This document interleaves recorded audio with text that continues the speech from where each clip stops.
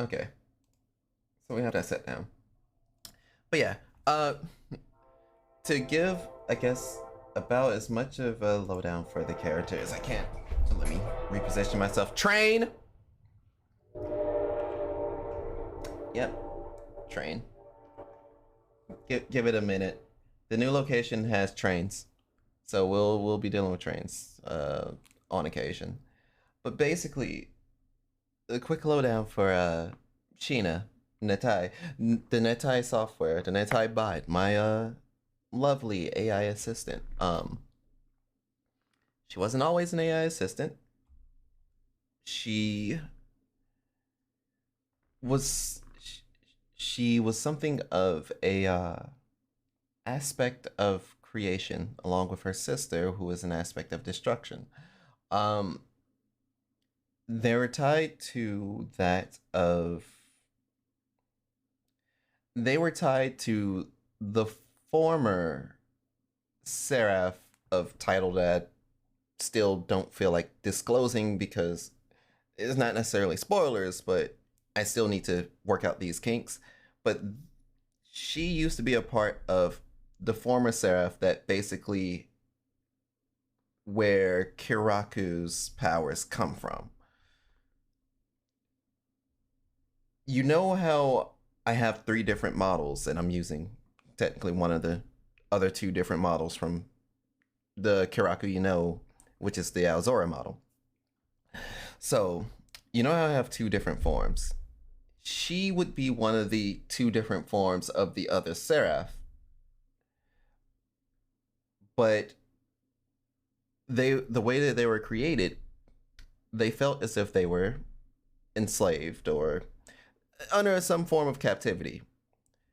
While as Netai here was fine with fine with um fine with being a part of her fine with being a part of her fine with being a part of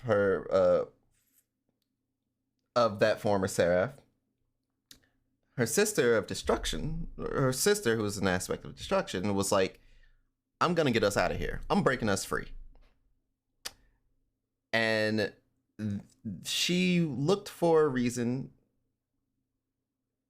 a bit of a Paradise Lost reference. I don't know. This is story stuff that I kind of worked on my own in my head. If it does run parallel with other storylines, I'm not surprised at the coincidence because of, hey, time. Time hits a lot of people like a brick. But basically, basically, the sister wanted to break free. She looked into ways of doing so. The best way that she found out is the same thing that a lot of people used to run after, or a lot of people used to pursue to take away from Kiraku himself. You know how I always talk about there's a burning fire in my heart.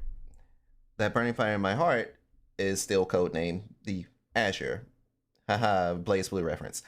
But with that fire within his heart, it's an actual tangible thing, and it has it has an actual power to it, give or take.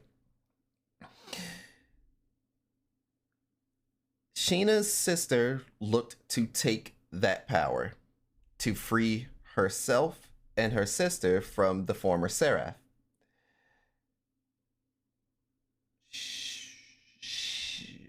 At the same time, the former seraph asked both of them to look after, to basically not look after Kiraku, but survey him.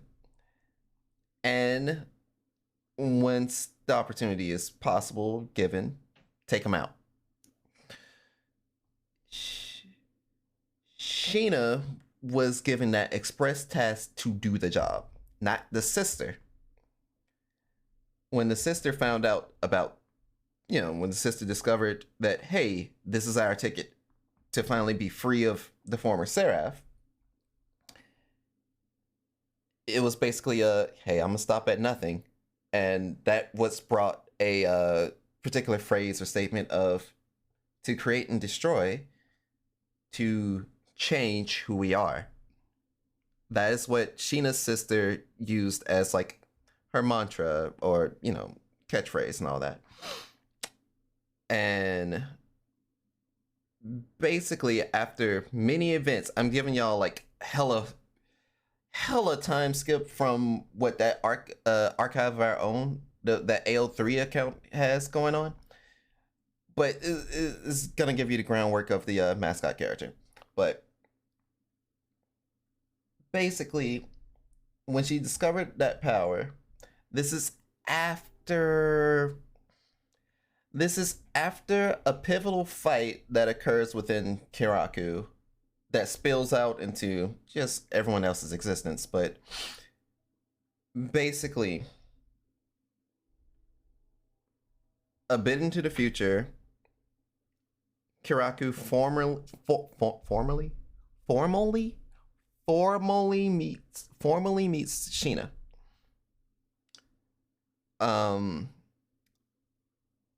They meet each other, and it's almost as if they both were just really, really fond of each other. Wait, huh? I'm stealing one of your quotes, LOL, sister. I just read that. God damn it. But yeah, he formally meets Shina, and it seemed like some form of relationship was supposed to blossom, but the thing is, Shina is really good at is really good at that type of getting someone's guard down and just doing whatever it takes to have them open up to her and think they're finally reaching happiness, or finally is going to have some sort of happiness or whatever, or they're just to the point to where she would be able to just take them out, kill them, eliminate them, whatever it was tasked for her to do. It's a cliche story trope. It's one of those, oh, this motherfucker's the exception type thing. But basically, when the both of them, both Shina, Kiraku, converse, they were very fond of each other, and ultimately they were like, as much as I feel this way about this ain't gonna work out. So it was a mutual, let's not fuck with that. But also internally inside of Kiraku, he was still a bit empty about it. He was so empty and just kind of going through the motions. And this is about this.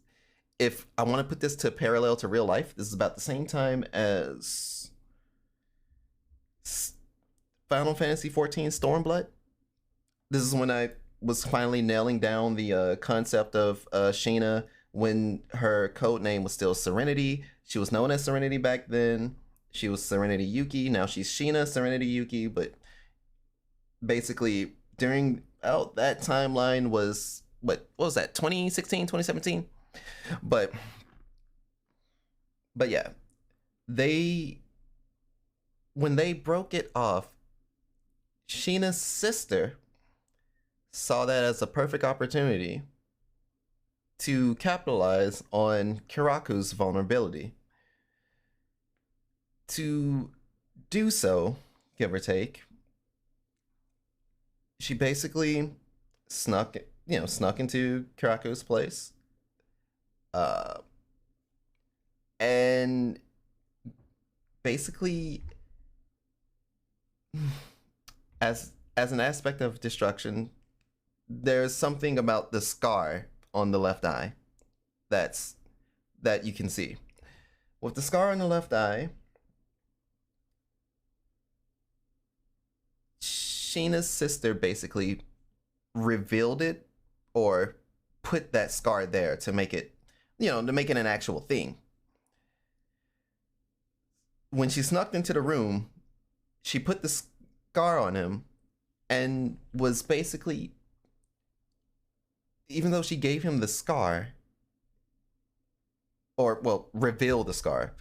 I keep saying that because, different forms, blah, blah, blah. But she basically was letting him know, like, telling him everything he would have wanted to hear in that moment. Because dude's vulnerable, dude's hurt. Karaku's just like, because as I've tried to explain, like the overall overarching story of him is just, dude just wanted to be with someone, give or take, and that didn't.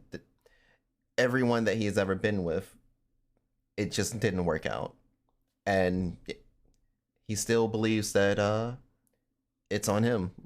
There's something wrong with him. So what Sheena's sister did was play on that to a T, because she's been watching him for years at this point, and also played on, that him and Sheena didn't work out, to whereas now she's gotten him under her thumb. Sheena's aware of it. Sheena knows what the sister is about to do, but doesn't do anything. Typical anime cliche BS. But up until the point to where Sheena's sisters finally decides to strike, implement the plan. She then not built Karaku up, but she's basically not so, well, yeah, I guess manipulate Karaku into a way of he's slowly falling for this person. But internally for Karaku, it was like, shit, this is only going to end bad. This person has appeared out of nowhere, is saying all these sweet nothings, and they're after something. I don't know what it is, but at this point, fuck it, I'll take anything. This is like, romantically wise, Karaku's at his lowest. There's a lot of filler that leads up to this, and to long story short, Karaku, fuck it, I was interested in a lot of fucking people. Because Karaku parallel to me, but I was interested in a lot of people. I tried to pursue those folks. It didn't work out, and that's fine. But basically, it got to a point to where he was so numb up to it. He was just like, "Fuck it, I'm gonna abandon all. I'm going to abandon those values and morals that I had in searching for someone." And give me a second. Mama always calling. Look, that's not how you mute it. How do you mute my mic? How?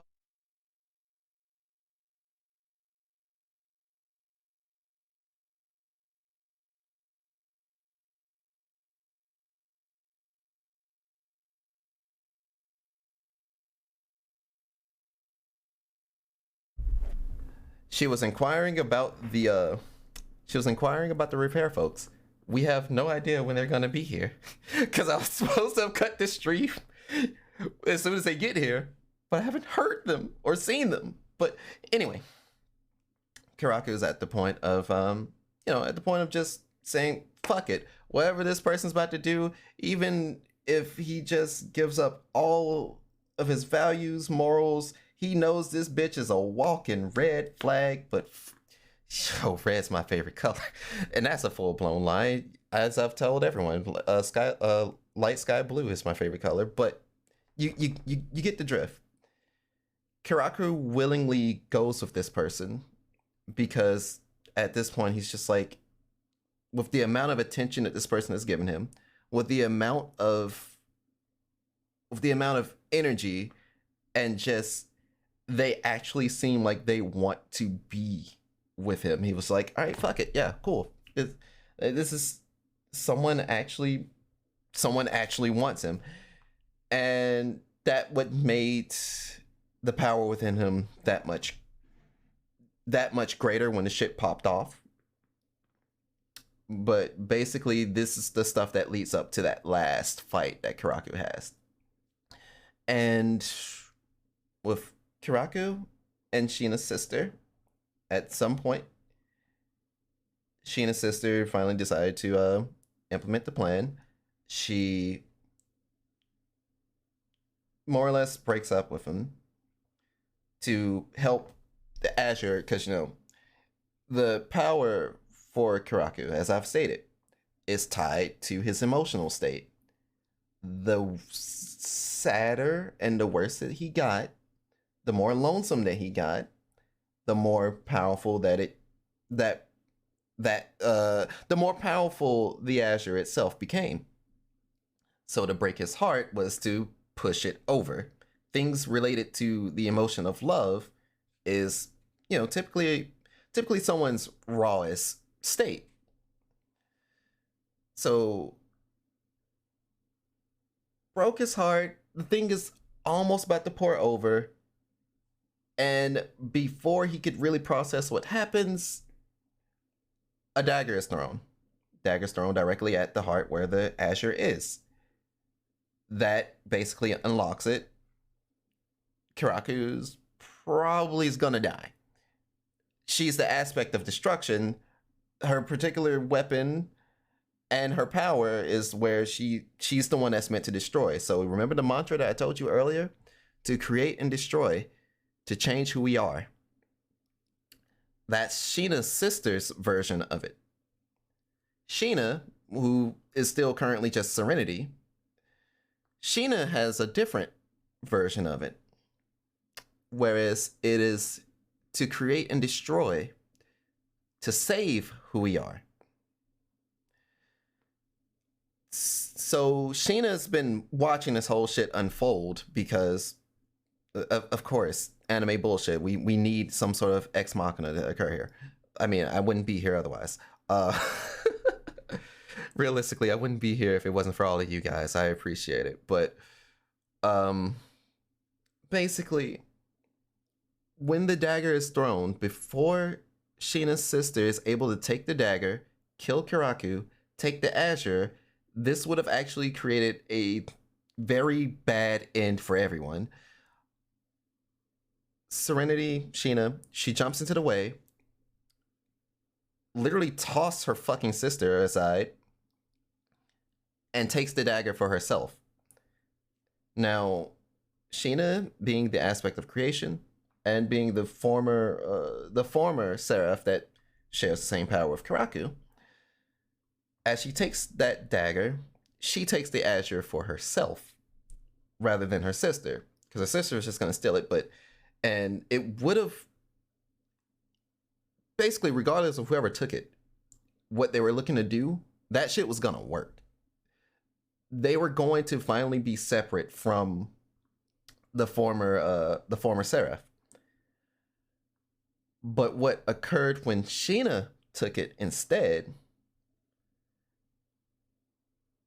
because she, as I've already kind of been stating, like, she's been floating around Kiraku, she's been talking, they've met, they're completely different, separate entities. What she decides to do is she noticed how everything is kind of overloading.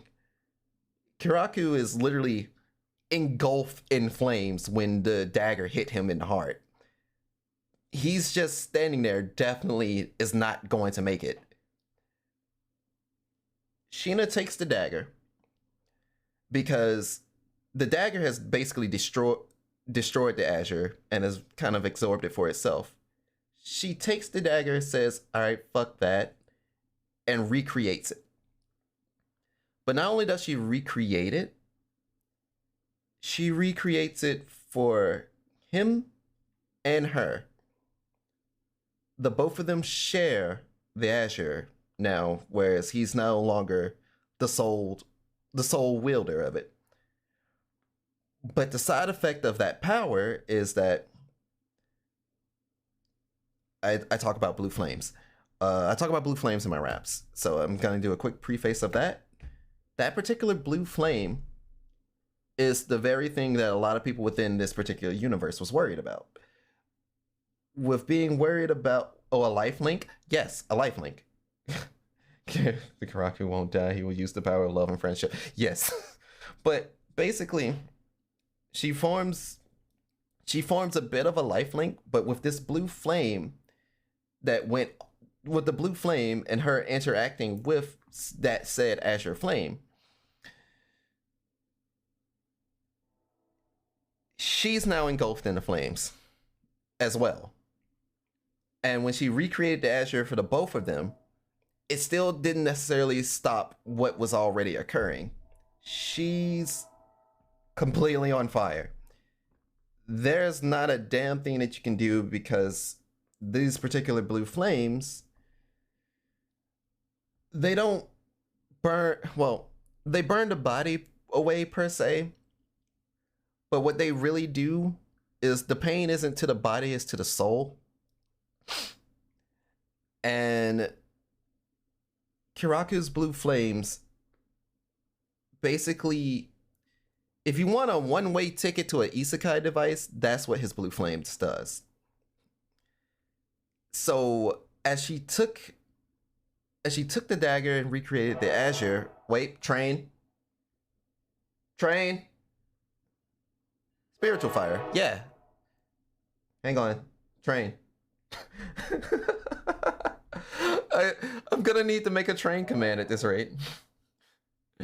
But when she took the fire,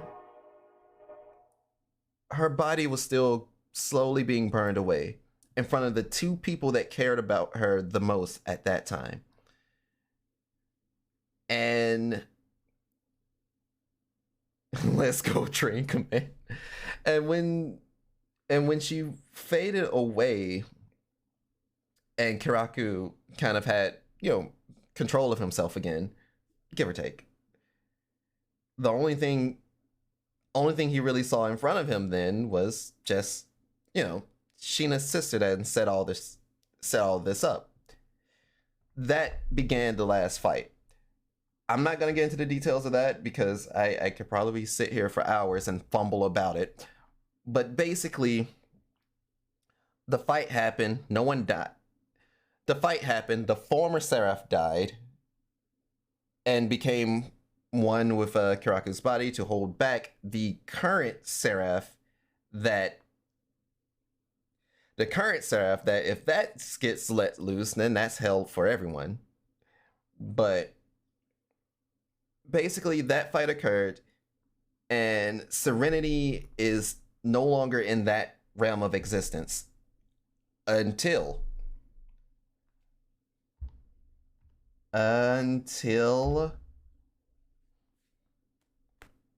shout out to Gabriel. I miss Street Fighter 4 Jerry. I don't like this new Jerry. But no one does. One sec. It feels like so much work. Just why am I not spectating?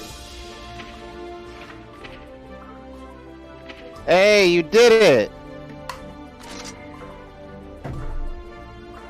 Okay, cool.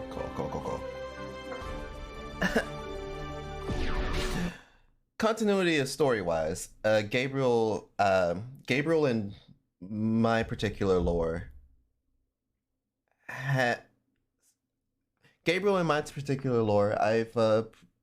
kind of put it as a play on what Gabriel has explained to me, like kind of goes on with her eyes. And the way that Gabriel's eyes work is basically that she sees the world on fire, sees the world burning and everything. So I made a play into just different people with different colored flames, different abilities. Whereas Gabriel's is dimension hopping. So while Kiraku tells your ass fuck off with his blue flames, Gabriel is able to see other dimensions with her green flames. But this is just an adaptation of character. I've not discussed this with Gabriel. So as far as canon-wise or not, it's subjective. But basically, through Gabriel, Shina comes back. And comes back at a pivotal point during a final boss fight, more or less.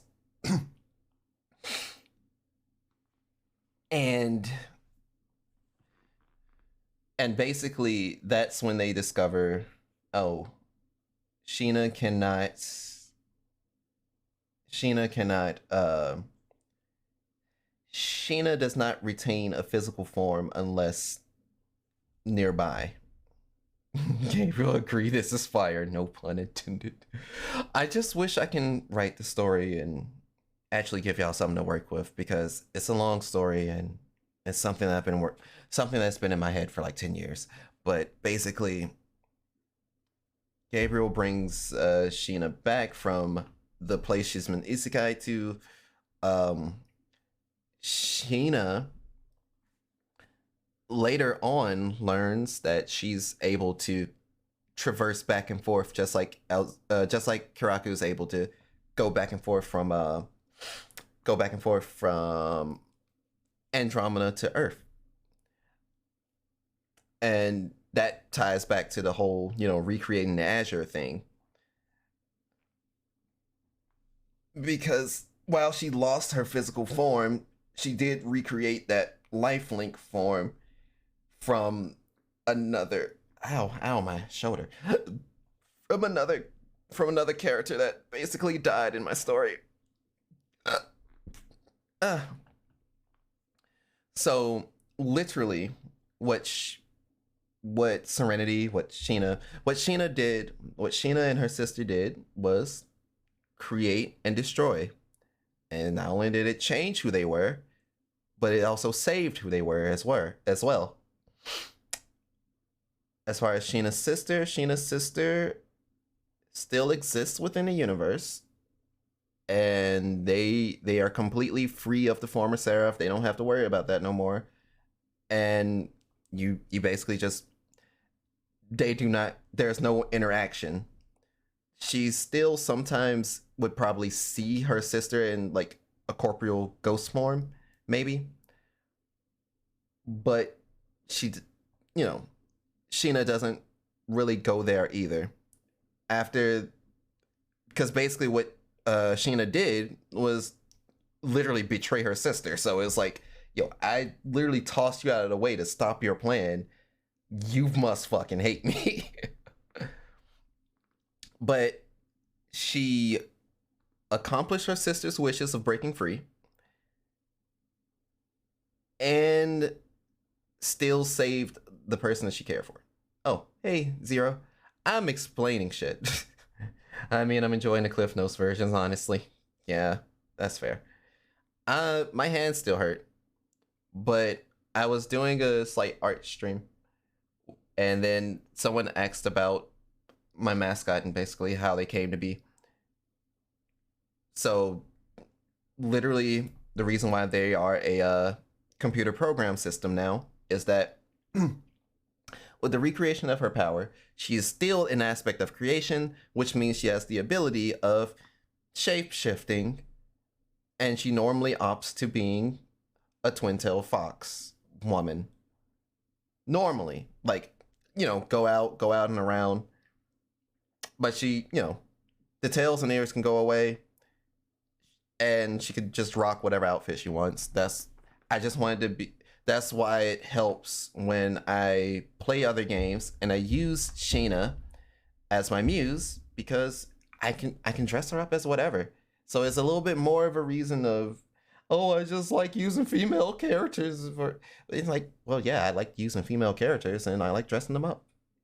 So that's kind of the reasoning for Shina and the way she is. And also, this outfit concept was like way back from what was that thing called? Those avatar makers, not P Cruise, but I think it was from like a Chariot. And then I kind of started to chop it up with a mutual friend of ours, Koga, mutual friend of me and Gabriel's, and we kind of settled on this design, and I really like this design. This design makes me smile, but anything Sheena's wearing makes me smile. Like I will constantly reiterate, that is my muse. That is my heart. So, but yeah, like literal other half. So that's why, long story short, Red, yes and no. about the gender bend thing, but she she is she was just she's probably the best thing that I could tell you as to what it means to me having two heartbeats. My hands can't be shown on screen. I forgot, but you can see the giant air quotes of me saying I would say that I have two heartbeats.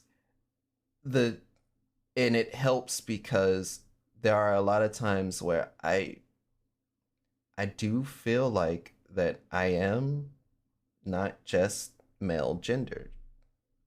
So I constantly do refer to myself in a plural fashion, but I don't talk about that too often.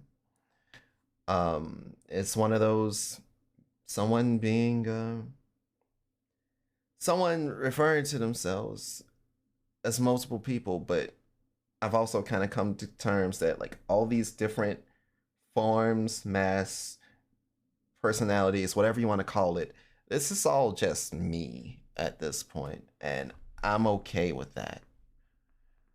Um, I don't, I myself don't have to do any like real change. I don't have to do the, I don't, I don't feel right claiming myself as one certain thing, I guess.